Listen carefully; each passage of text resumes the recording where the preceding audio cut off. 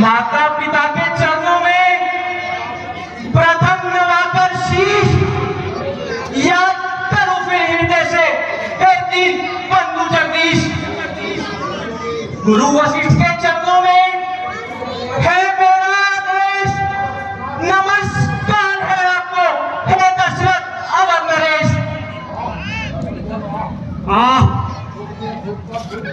शुभ दिन, शुभ पल, शुभ घड़ी, शुभ अवसर, शुभ काम सर्वल देवतम नगर में आए हुआ निहाल।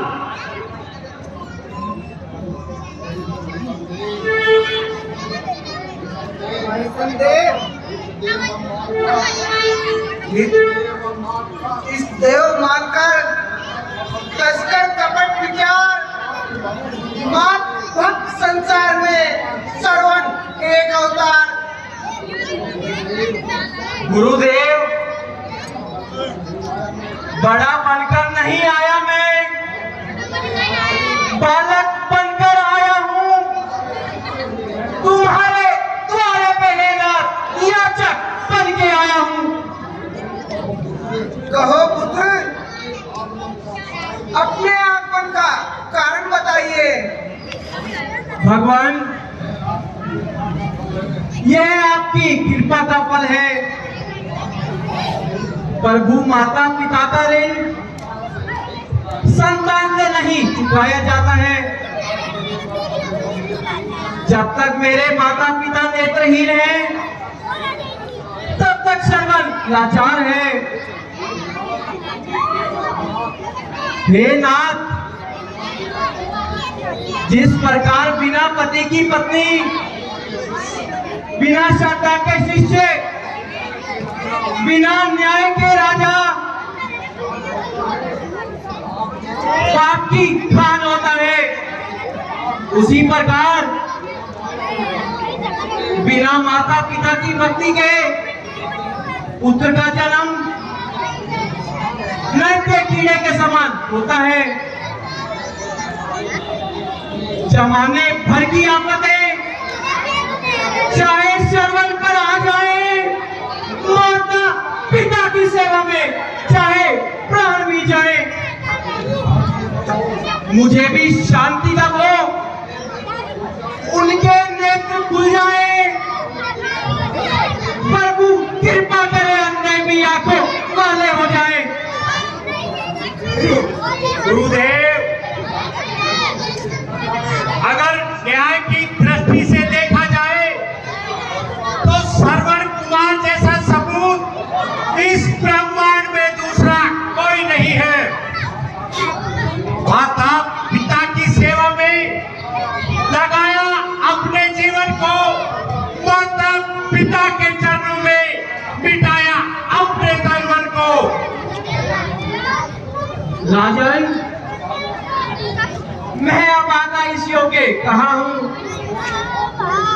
जिस योग्य आप मुझे जान रहे हैं। भगवान, तुम्हें व तुम्हारे राज्य को चंद्र में सूर्य की तरह अक्षुण रखे। परंतु बेटा, तुम अपने माता पिता के अंधे होने का कारण भी जानते हो? नहीं जानता गुरुदेव, परंतु जानने की अभिलाषा अवश्य रखता हूँ। है अंधे माता पिता मेरे, पता क्या जानता हूँ मैं, ना औषधि उनकी कोई मैं जानता हूँ मैं। अच्छा, तो सुनो, तुम्हारे माता पिता सदैव अंधे नहीं थे। उन्होंने कोई संतान नहीं होती थी, अतः उन्होंने संतान प्राप्ति के लिए कठिन तप किया। तब ब्रह्मा जी ने प्रसन्न होकर कहने लगे कि तुम्हारे भाग्य में पुत्र का मुख देखना नहीं बन रहा है। यदि हाँ, तुम्हें अंधे होना स्वीकार है, तो हम तुम्हें पुत्र दे सकते हैं। उस प्रकार तुम्हारे माता पिता ने अंधा होना स्वीकार किया और पुत्र मान लिया। हे वत्स, जिस प्रकार तुम्हारा जन्म हुआ,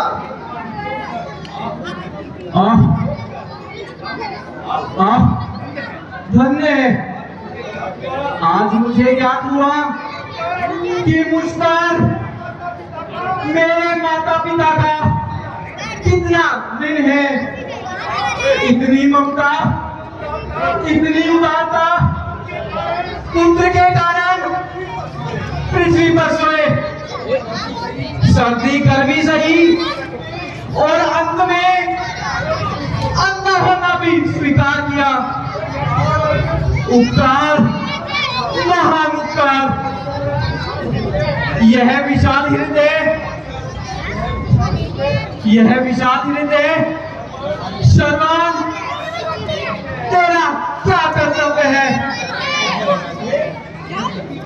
यदि उनके नेत्रों की भेंट अपने नेत्र भी चढ़ा दे तो थोड़ा है,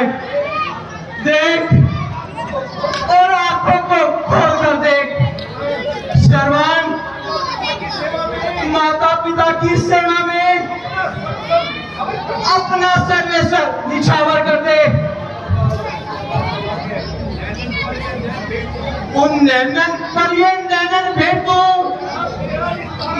चढ़ा तेरा निस्तारा है, इनकी सेवा में ही मिल जाना कर्तव्य हमारा है। तुम तारे हो नैनन के, प्रकाश तुम्हें प्यारे उनके। इस व्रत अवस्था में सरवन आकाश तुम्ही तारे उनके। डिग्री जो बनती है सबकी, तेरा भी वही बना देगा।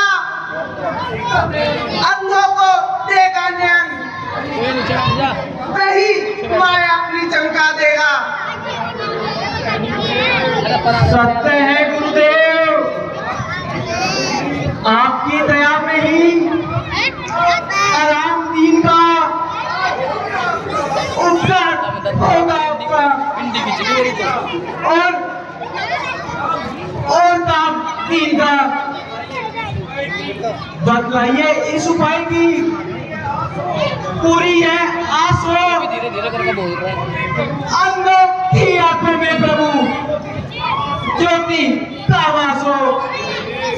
गुरुदेव आप विलंब ना कीजिए और मेरी आशा को पूर्ण कीजिए। हाँ सुनो, यदि तुम उनको 68 तीर्थ की यात्रा करवाओगे तो ईश्वर की कृपा से उनकी आंखों में ज्योति पाओगे। बना देते हैं मोती बूंद को, जब जीव के घर में बनाता है तो दाना खाद में और लाल पत्थर में। उपकार, महान उपकार। अभी संवाद ये माता पिता को जा सुनाता हूँ। मैं खाली हाथ आया था, अब झोली भरकर जाता हूँ। गुरुदेव, गुरुदेव, मैं आपके चरणों की सौगंध खाकर प्रतिज्ञा लेता हूँ कि मरते दम तक अपने माता पिता को अक्सर तीरथ अवश्य कराऊंगा। असंभव, असंभव, असंभव। श्रवण कुमार क्योंकि मार्ग में बड़े बड़े भयानक वन हैं, बड़े बड़े भयानक उजाड़ों में, गुफाओं और पहाड़ों में, गजों की चिंगारों में और शेरों की दहाड़ों में भयभीत हो जाओगे। जहां मर्दों की तो मर्दानगी भी अरे कांप जाती है, वहां जाना तो जाना सुनकर छाती कह जाती है। वहां अंधों को लेकर किस तरह जाओगे सरवल, न लेना नाम जाने का बहुत पछताओगे सरवल।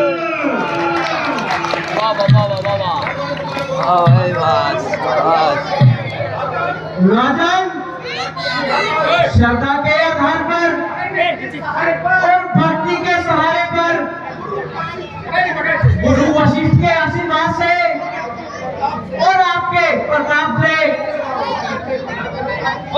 बनाकर ट्रैक की कवर उन्हें कांधे चढ़ाऊंगा, फिर उनका तीर्थों पे स्नान उन्हें कराऊंगा, करूंगा उनकी पूजा में देव की पूजा समझकर झुकाऊ कार्य से भगवान की प्रतिमा समझकर। धन्य है,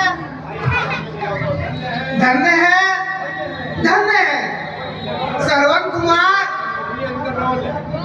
तुम्हारी माता पिता की भक्ति धन्य है। माता पिता के चरणों में